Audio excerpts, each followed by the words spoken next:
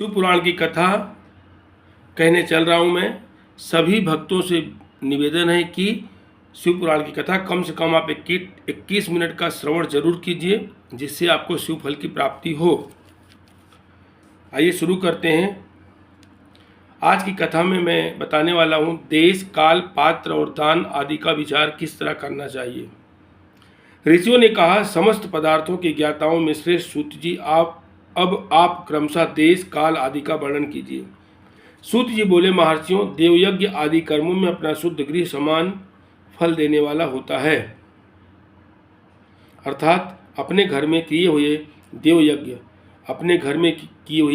देवयज्ञ आदि शास्त्रोक्त फल को सम मात्रा में देने वाले होते हैं। गौशाला का स्थान घर की अपेक्षा 10 गुना फल देता है। जलाशय का तट उससे भी 10 गुना महत्व रखता है तथा जहाँ बेल, तुलसी एवं पीपल वृक्ष का मूल निकट हो, वह स्थान जलाशय के तट से भी 10 गुना फल देने वाला होता है।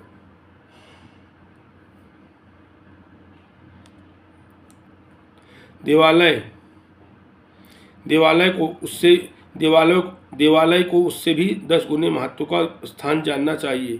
देवालय से भी 10 गुना महत्व रखता है तीर्थ भूमि का तट। उससे 10 गुना श्रेष्ठ है नदी का किनारा। उससे 10 गुना उत्कृष्ट है तीर्थ नदी का तट। और उससे भी 10 गुना महत्व रखता है सप्त गंगा नामक नदियों का तीर्थ। गंगा, गोदावरी, कावेरी, ताम्रपर्णी, सिंधु, सरयू और नर्मदा, इन सात नदियों को सप्त गंगा कहा गया है। समुद्र के तट का स्थान इनसे भी 10 गुना पवित्र माना गया है। और पर्वत के शिखर का प्रदेश समुद्र तट से भी 10 गुना पावन है। सबसे अधिक महत्व का वह स्थान जानना चाहिए जहाँ मन लग जाए। यहाँ तक देश का वर्णन हुआ। अब काल का तारतम्य बताया जाता है। सतयुग में यज्ञ, दान आदि कर्म पूर्ण फल देने वाले होते हैं, ऐसा जानना चाहिए। त्रेता युग में उसका 3/4 फल मिलता है। द्वापर में सदा आधे ही फल की प्राप्ति कही गई है। कलयुग में 1/4 ही फल की प्राप्ति समझनी चाहिए और आधा कलयुग बीतने पर उस चौथाई फल में से भी 1/4 कम हो जाता है। शुद्ध अंतःकरण वाले पुरुष को शुद्ध एवं पवित्र दिन सम फल देने वाला होता है। विद्वान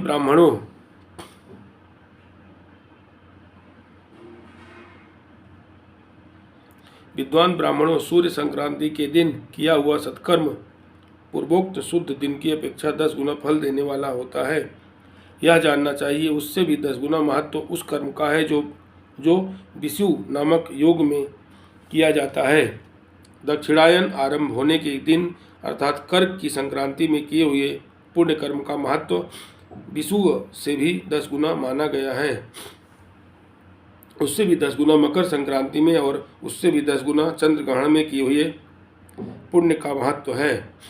सूर्य ग्रहण का समय सबसे उत्तम है। उसमें किए गए पुण्य कर्म का फल चंद्र ग्रहण से भी अधिक और पूर्ण मात्रा में होता है।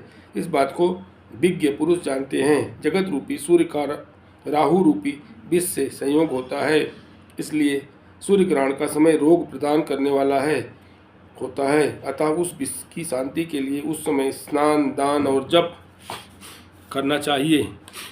वह काल विष की शांति के लिए उपयोगी होने के कारण पुण्यप्रद माना गया है। जन्म क्षेत्र के दिन तथा व्रत की पूर्ति के दिन का समय सूर्य ग्रहण के समान ही समझा जाता है, परंतु महापुरुषों के संग का काल करोड़ों सूर्य ग्रहण के समान पावन है, ऐसा ज्ञानी पुरुष जानते मानते हैं।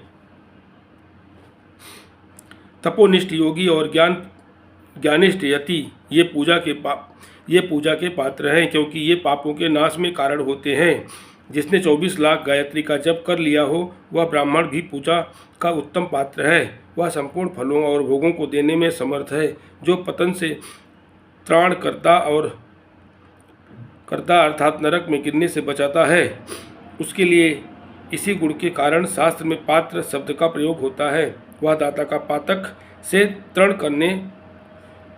त्राण करने के कारण पात्र कहलाता है। गायत्री अपने गायक का पतन से त्राण करती है। इसलिए वह गायत्री कहलाती है। जैसे इस लोक में जो धनहीन है वह दूसरों को धन नहीं देता, जो यहाँ धनवान है वही दूसरों को धन दे सकता है। उसी तरह जो स्वयं शुद्ध और पवित्र आत्मा है वही दूसरे मनुष्यों का त्राण या उद्धार कर सकता है। जो गायत्री का जप करके शुद्ध हो गया है वही शुद्ध ब्राह्मण कहलाता है। इसलिए दान, जप, होम और पूजा सभी कर्मों के लिए वही शुद्ध पात्र है। ऐसा ब्राह्मण ही दान तथा रक्षा करने की पात्रता रखता है। स्त्री हो या पुरुष जो भी भूखा हो वही अन्नदान का पात्र है। जिसको जिस वस्तु की इच्छा हो उसे वह वस्तु बिना मांगे ही दे दी जाए तो दाता को उस दान का पूरा फल प्राप्त होता है। ऐसी महर्षियों की मान्यता है। जो सवाल या याचना करने के बाद दिया गया हो वह दान आधा ही फल देने वाला बताया गया है। अपने सेवक को दिया हुआ दान 1/4 फल देने वाला होता है। विप्रवरों, जो जाति मात्र से ब्राह्मण है और दीनतापूर्ण वृत्ति से जीवन बिताता है, उसे दिया हुआ धन का दान दाता को इस भूतल पर 10 वर्षों तक भोग प्रदान करने वाला होता है। वही दान यदि वेदवेत्ता ब्राह्मण को दिया जाए तो वह स्वर्गलोक में देवताओं के वर्ष से 10 वर्षों तक दिव्य भोग देने वाला होता है। शील और उच्च वृत्ति से लाया हुआ और गुरु दक्षिणा में प्राप्त हुआ अन्न धन शुद्ध द्रव्य कहलाता है। उसका दान दाता को पूर्ण फल देने वाला बताया गया है। क्षत्रियों का शौर्य से कमाया हुआ, वैश्यों का व्यापार से आया हुआ और शूद्रों का सेवा वृत्ति से प्राप्त किया हुआ धन भी उत्तम द्रव्य कहलाता है। धर्म की इच्छा रखने वाली स्त्रियों को जो धन पिता एवं पति से मिला हुआ हो उनके लिए वह उत्तम द्रव्य है। गौ आदि 12 वस्तुओं का चैत्र आदि 12 महीनों में क्रमशः दान करना चाहिए।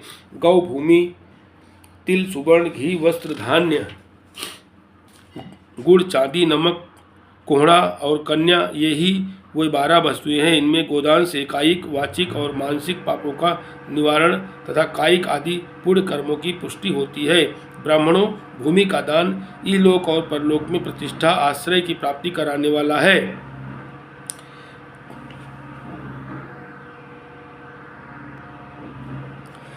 तिल का दान बलवर्धक एवं मृत्यु का निवारक होता है। सुवर्ण का दान जठराग्नि को बढ़ाने वाला तथा वीरदायक है। घी का दान पुष्टिकारक होता है। वस्त्र का दान आयु की वृद्धि करने वाला है, ऐसा जानना चाहिए। धान्य का दान अन्न धन की समृद्धि में कारण होता है। गुड़ का दान मधुर भोजन की प्राप्ति कराने वाला होता है। चांदी के दान से वीर की वृद्धि होती है। लवण का दान षड्रस भोजन की प्राप्ति कराता है। सब प्रकार का दान सारी समृद्धि की सिद्धि के लिए होता है। विज्ञ पुरुष कुष्मांड के दान को पुष्टिदायक मानते हैं। कन्या का दान आजीवन भोग देने वाला कहा गया है। ब्राह्मणों, वह लोक और परलोक में भी संपूर्ण भोगों की प्राप्ति कराने वाला है। विद्वान पुरुष को चाहिए कि जिन वस्तुओं से श्रवण आदि इंद्रियों की तृप्ति होती है उनका सदादान करे। स्रोत आदि 10 इंद्रियों के जो शब्द आदि 10 विषय हैं उनका दान किया जाए तो वे भोगों की प्राप्ति कराते हैं तथा दिशा आदि इंद्रिय देवताओं को संतुष्ट करते हैं। वेद और शास्त्र को गुरुमुख से ग्रहण करके गुरु के उपदेश से अथवा स्वयं ही बोध प्राप्त करने के पश्चात जो बुद्धि का यह निश्चय होता है कि कर्मों का फल अवश्य मिलता है, इसी को उच्च कोटि की आस्तिकता कहते हैं। भाई, बंधु अथवा राजा के भय से जो आस्तिकता बुद्धि या श्रद्धा होती है वह कनिष्ठ श्रेणी की आस्तिकता है। जो सर्वथा दरिद्र है, इसलिए जिसके पास सभी वस्तुओं का अभाव है, वह वाणी अथवा कर्म शरीर द्वारा यजन करे। मंत्र, स्तोत्र और जप आदि वाणी द्वारा किया गया यजन समझना चाहिए तथा तीर्थ यात्रा और व्रत आदि को विद्वान पुरुष शारीरिक यजन मानते हैं। जिस किसी भी उपाय से थोड़ा हो या बहुत देवतार्पण बुद्धि से जो कुछ भी दिया अथवा किया जाए वह दान या सत्कर्म भोगों की प्राप्ति कराने में समर्थ होता है। तपस्या और दान ये 2 कर्म मनुष्य को सदा करने चाहिए तथा ऐसे गृह का दान करना चाहिए जो अपने वर्ण, चमक दमक या सफाई और गुण सुख सुविधा से सुशोभित हो। बुद्धिमान पुरुष देवताओं की तृप्ति के लिए जो कुछ देते हैं वह अतिशय मात्रा में और सब प्रकार के भोग प्रदान करने वाला होता है। उस दान से विद्वान पुरुष इहलोक और परलोक में उत्तम जन्म और सदा सुलभ होने वाला भोग पाता है। ईश्वरार्पण बुद्धि से यज्ञ दान आदि कर्म करके मनुष्य मोक्ष फल का भागी होता है। इसकी आगे की कथा मैं नेक्स्ट वीडियो में कहूँगा। हर हर महादेव शंभो।